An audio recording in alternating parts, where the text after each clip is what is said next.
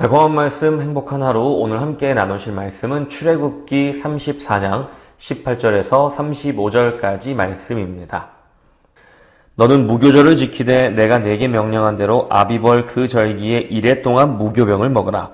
이는 내가 아비벌의 애굽에서 나왔음이니라. 모든 첫 태생은 다 내 것이며 내 가축의 모든 처음 난 수컷인 소와 양도 다 그러하며 나귀의 첫 새끼는 어린 양으로 대속할 것이요 그렇게 하지 아니하려면 그 목을 꺾을 것이며 내 아들 중 장자는 다 대속할지며 빈손으로 내 얼굴을 보지 말지니라.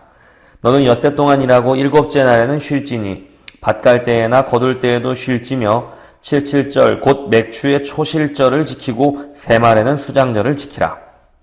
너희의 모든 남자는 매년 3번씩 주 여호와 이스라엘의 하나님 앞에 보일지라. 내가 이방 나라들을 내 앞에서 쫓아내고 내 지경을 넓히리니 내가 매년 3번씩 여호와 내 하나님을 뵈려고 올 때에 아무도 내 땅을 탐내지 못하리라. 너는 내 제물의 피를 유교병과 함께 드리지 말며 유월절 제물을 아침까지 두지 말지며 내 토지 소산에 처음 익은 것을 가져다가 내 하나님 여호와의 전에 드릴지며 너는 염소 새끼를 그 어미의 젖으로 삼지 말지니라. 여호와께서 모세에게 이르시되 너는 이 말들을 기록하라. 내가 이 말들의 뜻대로 너와 이스라엘과 언약을 세웠음이니라 하시니라. 모세가 여호와와 함께 40일 40야를 거기 있으면서 떡도 먹지 아니하였고 물도 마시지 아니하였으며 여호와께서는 언약의 말씀 곧 십계명을 그 판들에 기록하셨더라. 모세가 그 증거의 두 판을 모세의 손에 들고 시내산에서 내려오니 그 산에서 내려올 때에 모세는 자기가 여호와와 말하였으므로 말미암아 얼굴 피부에 광채가 나나 깨닫지 못하였더라. 아론과 온 이스라엘 자손이 모세를 볼 때에 모세의 얼굴 피부에 광채가 남을 보고 그에게 가까이 하기를 두려워하더니 모세가 그들을 부르매 아론과 회중의 모든 어른이 모세에게로 오고 모세가 그들과 말하니 그 후에야 온 이스라엘 자손이 가까이 오는지라. 모세가 여호와께서 시내산에서 자기에게 이르신 말씀을 다 그들에게 명령하고 모세가 그들에게 말하기를 마치고 수건으로 자기 얼굴을 가렸더라.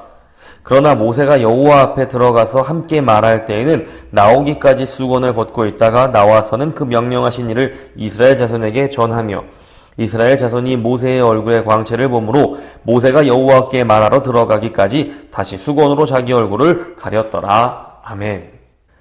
하나님은 이스라엘과 언약을 다시 갱신하시며 여호와께만 충성을 다하는 데 필요한 요구 조건을 섬세하고도 반복적으로 강조하시면서 이스라엘이 다른 민족들과 다른 유일무이한 하나님의 백성임을 강조하고 계십니다. 이스라엘은 유월절을 지시받은 그대로 지켜야 하고 안식일과 해마다 3번씩 거행되는 중요한 절기들도 지켜야만 합니다. 가장 분주한 농번기 추수 때에도 그것을 멈추어서는 안 됩니다. 또 그들은 모든 생물들과 열매들 가운데 첫 번째 난 것은 하나님의 것으로 여기고 또 바쳐야 합니다. 마지막으로 염소 새끼를 그 어미 젖으로 삼는 일을 삼가야 함을 본문은 알려주고 있습니다. 유월절을 포함한 절기들을 지키는 것을 통해 이스라엘은 출애굽을 기념하고 기억해야만 합니다. 출애굽의 기억은 그들을 구원하신 하나님의 사랑과 은혜를 담고 있기 때문입니다. 가장 분주한 농번기와 추수 때에도 하나님이 명령하신 안식일과 절기들을 지켜야 함은 그들이 하나님의 보호하심에 대한 믿음을 고백해야 하기 때문입니다. 내가 이방 나라들을 내 앞에서 쫓아내고 내 지경을 넓히리니 내가 매년 3번씩 여호와 내 하나님을 뵈려고 올 때에 아무도 내 땅을 탐내지 못하리라. 하나님께서는 이스라엘이 자신에게 신실함을 보일 것을 명령하시고 있지만 하나님은 먼저 이스라엘을 향한 자신의 신실함, 사랑을 약속하셨습니다. 하나님은 자기 백성에게 신실함을 요구하실 때에 반드시 자신의 신실함을 먼저 약속하십니다. 왜냐하면 인간의 신실함은 전적으로 하나님의 신실하심을 의지하고 있기 때문입니다. 하나님의 신실하심이 역사하는 곳에서만 인간은 신실할 수 있습니다. 이스라엘은 하나님과의 약속을 어기고 하나님을 실망시켜 드렸습니다. 아무 자격도 없는 민족을 구원하시고 자기 백성 삼아주신 하나님께 보란듯이 반역하였습니다. 그럼에도 불구하고 하나님께서는 자신이 약속하신 백성 이스라엘에게 놀랍도록 신실함을 보여주십니다. 언약 갱신의 말씀에서 가장 놀라운 부분은 바로 이것입니다. 이스라엘을 향한 사랑과 용서입니다.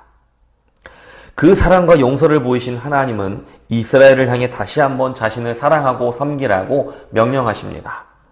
그러나 명령만 하시는 것이 아니라 사랑과 축복의 약속을 함께 주셨습니다. 정말로 지독한 사랑입니다. 이스라엘이 가장 연약하고 형편없는 모습일 때에 주어진 일방적인 약속이고 일방적인 사랑입니다. 그것이 바로 하나님의 놀라운 사랑, 놀라운 약속입니다. 모세는 40일 동안 물과 밥도 먹지 않고 바로 그 사랑의 하나님과 함께하며 새로운 말씀의 돌판을 받아 내려왔습니다. 그리고는 아주 놀라운 일이 기록되어 있는데 모세의 얼굴에서 광채가 났다는 것입니다. 그 광채를 보고 이스라엘 백성들은 두려워했다고 기록되어 있습니다. 왜냐하면 그 빛은 하나님의 영광의 빛이었기 때문입니다. 빛은 하나님께서 천지를 창조하실 때 가장 먼저 말씀하셨던 바로 그 빛입니다.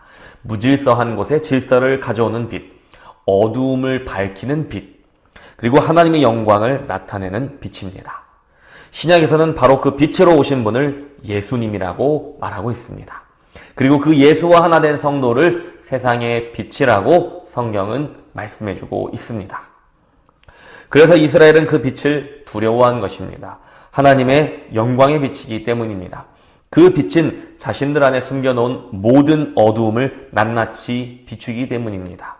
그 영광의 빛이 비출 때에 선포되어지는 하나님의 말씀은 이스라엘 백성들에게 두렵고 떨림으로 전달되었습니다.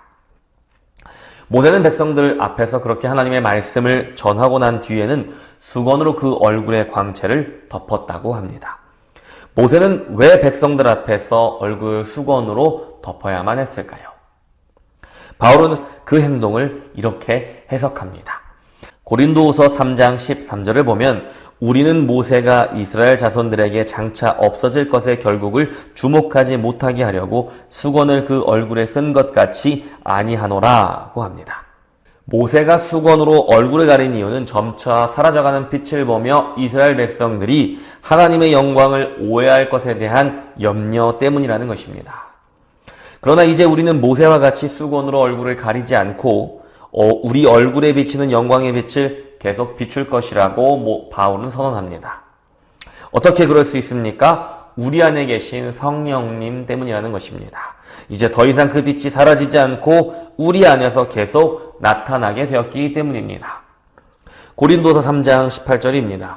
우리가 다 수건을 벗은 얼굴로 거울을 보는 것 같이 주의 영광을 보매 그와 같은 형상으로 변화하여 영광에서 영광에 이르니 곧 주의 영으로 말미암음이니라.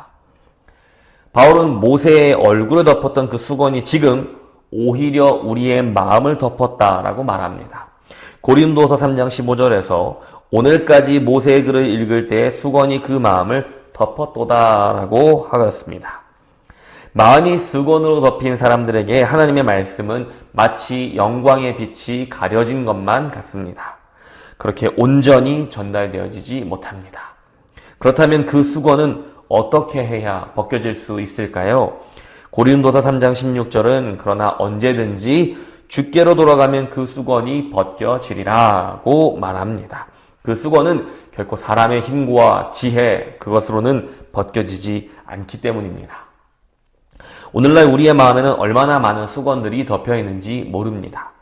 정치적인 이념의 수건, 편견의 수건, 편협한 신학과 자기 고집의 수건으로 꽁꽁 쌓여 있습니다.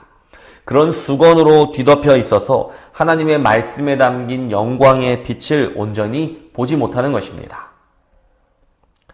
마음의 수건이 덮인 사람들은 말씀에 담긴 하나님의 신실한 사랑을 보지 못합니다.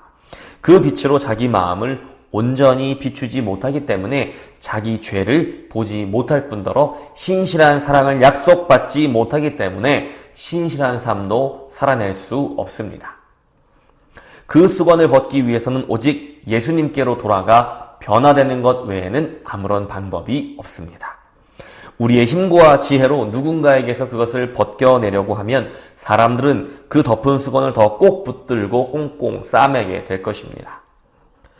마음의 수건이 덮여 주의 말씀을 온전히 듣지 못하는 이들을 돕기 위해 우리가 해야 하는 일은 수건을 벗은 얼굴로 예수님의 영광의 빛을 비추는 삶을 사는 것입니다. 무엇이 그 빛을 비추는 삶일까요? 어떻게 하는 것이 예수님이 우리 안에서 힘있게 비추시는 그 빛을 비추는 삶일까요? 이것이 바로 오늘 아침 우리가 함께 묵상해야 할 내용인 것입니다. 오늘 본문 속 하나님은 자기 백성에게 신실함을 요구하시는 하나님이십니다. 그러나 그 전에 먼저 자기 백성을 향한 신실한 사랑과 약속으로 먼저 보증하는 하나님이십니다. 마음에 수건이 덮인 사람은 그 사랑을 발견할 수 없습니다.